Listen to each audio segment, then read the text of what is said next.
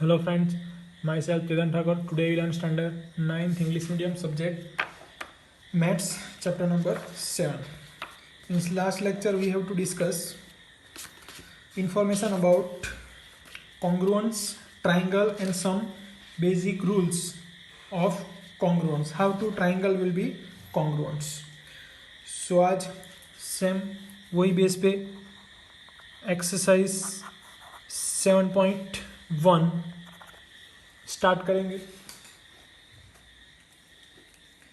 First question of exercise 7.1.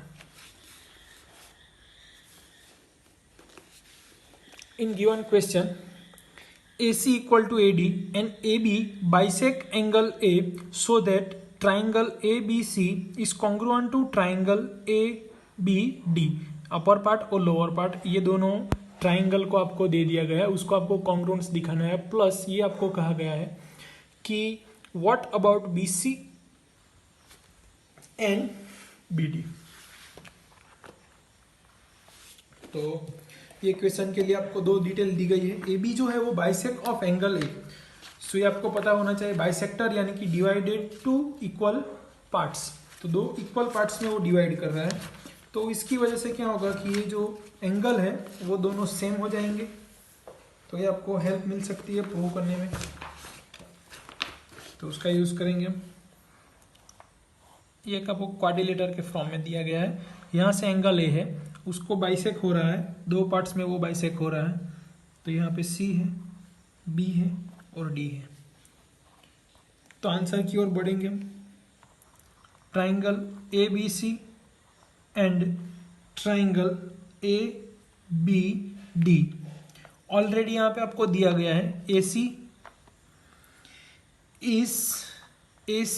Is equal to AD यानी कि equation 1.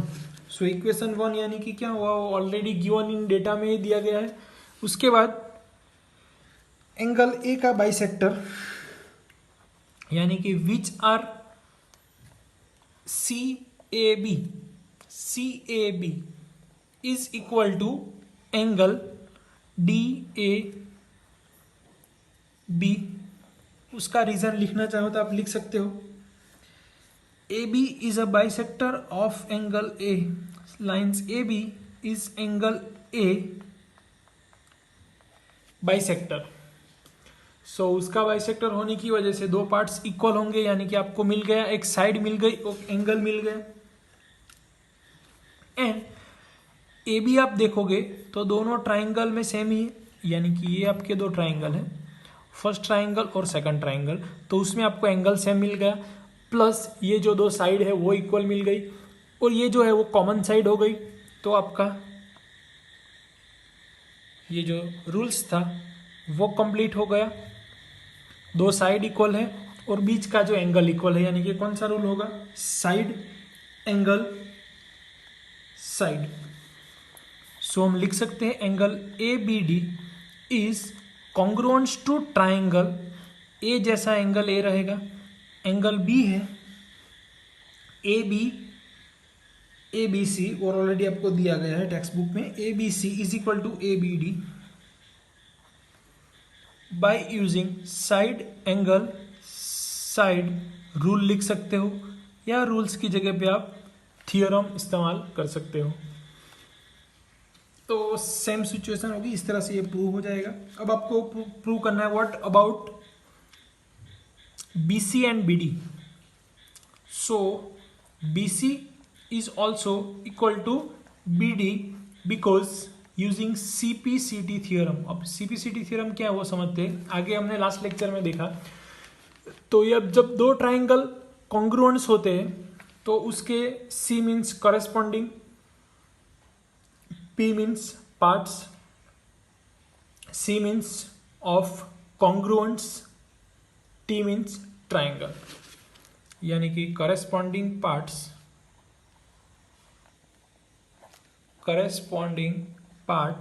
Of congruence triangle.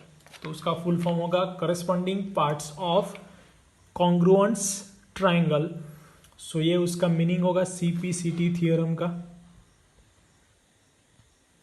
तो इस तरह से ये फर्स्ट क्वेश्चन आपका कंप्लीट होता है इधर, ऐसी सिचुएशन। CPCT थ्योरम यानी कि अगर दो ट्राइंगल कॉन्ग्रुएंट्स है तो उसके करस्पॉन्डिंग पार्ट इक्वल होंगे। करस्पॉन्डिंग पार्ट इट मीन्स जैसे कि आपने यहाँ पे देखा, यहाँ एंगल B है तो उसका जैसा एंगल Q होगा, एंगल A है तो उसके जैसा एंगल P होगा, एंगल C है तो उसके जैसा एंगल R होगा। तो ये हुए उसके करस्पॉन्डिंग एंगल्स। उसी तरीके से साइड की बात करें तो AB जैसा यहाँ पे PQ है, BC जैसा यहाँ पे QR है, AC जैसा यहाँ पे PR है। तो ये उसके करस्पॉन्डिंग पार्ट्स हुए। तो अगर दो ट्राइंगल कॉन्ग्रुएंट्स है तो उसके करस्पॉन्डिंग पार्ट्स भी कॉन्ग्रुएंट्स हो सकते हैं बाय यूजिंग CPCT थ्योरम। तो ये इसका यूज हम ज़्यादातर ये चैप्टर में करेंगे, तो ये आपको आगे कंटिन्यू समझ में आ जाएगा और प्रैक्टिस हो जाएगी सम में। Now question number 1 complete, start a question number 2। In question number 2 you have in textbook, so figure can be given. Let's understand figure first. One quadrilateral shape are given, A B C B। यहाँ से एक line draw की गई है, यानी कि diagonals बोल सकते हो आप उसको, और ये सा इस तरह सिंबल किया गया है A को B को। अब जो डिटेल दी गई है वो लिखते हैं। AD is equal to BC, एक आपको एक साइड इक्वल दी गई है, AD is equal to BC। दूसरा आपको एंगल के बारे में कहा गया है, DAB is equal to angle CBA। अब ये देखो DAB यानी कि जो पूरा एंगल है उसकी बात कर रहे हैं, हाफ एंगल की बात नहीं कर रहे। उसी तरीके से CB ये होल एंगल और दो साइड, इतना आपको दिया गया है। अब आपको ये प्रूव करना है, जो प्रूव करना है वो यहां पे लिखते हैं। Triangle ABD is congruent to triangle BAC। अब ये दो ट्राइंगल आपको फिगर में देखने हैं, ABD ये पार्ट्स। दूसरा सिमिलर ट्राइंगल BAC, यानी कि इस तरह से आपका ट्राइंगल जो होगा वो इस तरह से होगा ABD।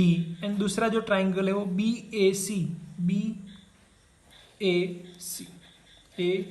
और यहाँ पे B। तो अब आप देखते हो यहाँ पे ट्राइंगल में तो कुछ कॉमन साइड जैसा आपको दिख रहा है, AB है वो दोनों ट्राइंगल में आती है, तो ये आपको एक कॉमन साइड मिली। इन शॉर्ट आपको इस तरह से एक साइड मिल गई। S हमने लिखा, एक थ्योरम में सेट हुआ S। दूसरा आगे चेक करेंगे तो हमें जो BC जो साइड है वो AD से ऑलरेडी इक्वल है, यानी कि दूसरी साइड आपको मिली। तीसरा angle A is equal to angle B, यानी कि SAS थ्योरम हुआ। साइड एंगल साइड, तो SAS थ्योरम से हम बोल सकते हैं कि ये जो दोनों ट्राइंगल है वो कैसे ट्राइंगल है, कॉन्ग्रुएंट ट्राइंगल है। तो फर्स्ट जो प्रूव करना था वो कंप्लीट हो गया। अब कॉन्ग्रुएंट प्रूव करने के बाद आपको प्रूव करना है BD इक्वल टू AC। अब BD और AC देखो, BC BD और AC, तो CPCT थ्योरम बोल सकते हैं हम, बिकॉज ये दो ट्राइंगल कॉन्ग्रुएंट है तो उसके करस्पॉन्डिंग पार्ट्स कैसे होंगे, कॉन्ग्रुएंट्स ही होंगे। So by using CPCT theorem, we can say that these triangles are congruents. Therefore, BD equal to AC, उसके corresponding parts equal होंगे। अब next angle B equal to angle ABD यानी कि small angle ABD, ये small angle. दूसरे जो small angle है BAC उससे इक्वल है। तो यहाँ पे same CPCT theorem, corresponding parts of congruent triangles. So using this theorem we can say that both triangle will be congruent and all parts is corresponding parts are congruent. तो इस तरह से question 1 and question 2 completed. Now question number 3.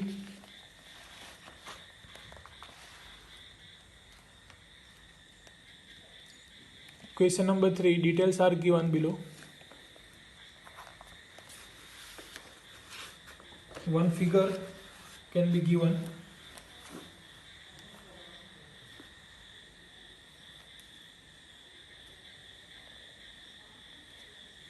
So angle दिया गया है 90 degree, angle A O B C and D.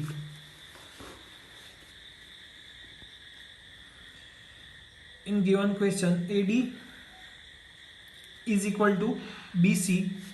2 points can be given here. AD is equal to BC are question given. And perpendicular lines of segment A B, यानी कि जो ये जो line है वो परपेंडिकुलर सेगमेंट है. ये जो क्वेश्चन में आपको दिया गया है, A D and B C are two equal perpendicular line segment A B, यानी कि जो लाइन सेगमेंट ए बी है उससे परपेंडिकुलर है. Therefore angle is equal to 90 degree. Angle A and angle B is equal to 90 degree. तो angle A आपको लिखना हो तो उसके आगे और पीछे डी और ए आएगा. उसी तरीके से angle B can be indicate by O and C. O B C both angle is a 90 degree because perpendicular to each other. And in chapter number 6 we have to learn is a vertical opposite angle. Vertically opposite angle except, therefore both angle will be same. DOA is equal to BOC. तो उसका reason है vertical opposite angle. तो आपको यहाँ पे दो angle equal मिल गए और साइड एंगल मिल गई, यानी कि एंगल साइड एंगल थ्योरम, या फिर रफ पे लिख सकते हो साइड पे. So by using this concept triangle,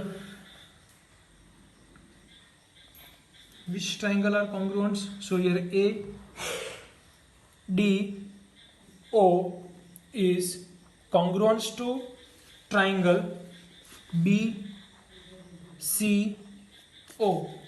A D O triangle is congruent to triangle B C O because angle side angle theorem. Angle side angle theorem, we can say that this triangle are congruent. Now in this chapter, in this question, we have to prove that CD is a bisect of this line. It means first part OD equal to OC. तो हम यहाँ पे लिख सकते हैं OD equal to OC because DOD is similar to OC because by using CP/CD theorem is a corresponding parts of congruent triangle. Therefore triangle are same, triangles are congruent, OD equal to OC. So we can say that the CD जो point O है intersect, वो two parts में divide कर रहा है, यानी कि CD bisect AB. CD therefore both part are equal, so CD bisect AB. Can say that CD is a bisect of line AB. So इस तरह से question 3 can be completed. So next lecture we have to solve next question. Thank you.